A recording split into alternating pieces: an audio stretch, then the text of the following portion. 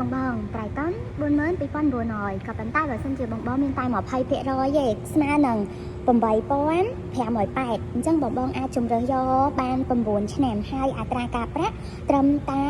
9.9ទេឡាននេះមានលុកប៉ុងបងហើយកាពីតា4តង់បាទឥឡូវឆាយក៏មានត្រាយម៉ូតដូចក្នុងការបើកបរបាន7ស្ថានភាពផ្លូវអ្នកបងអ្នកតាក់តងនឹង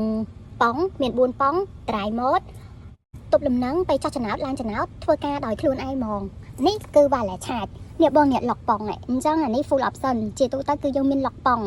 បើសិនជាបងបងចាប់អារម្មណ៍ហើយចង់ធ្វើការបងរំលោះជាមួយនឹងប្រភេទត្រៃតនលក្ខណៈគ្រួសារ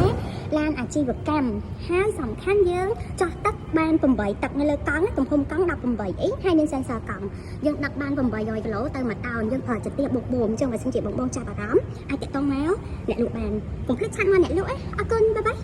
Drive your ambition. Mitsubishi Motors.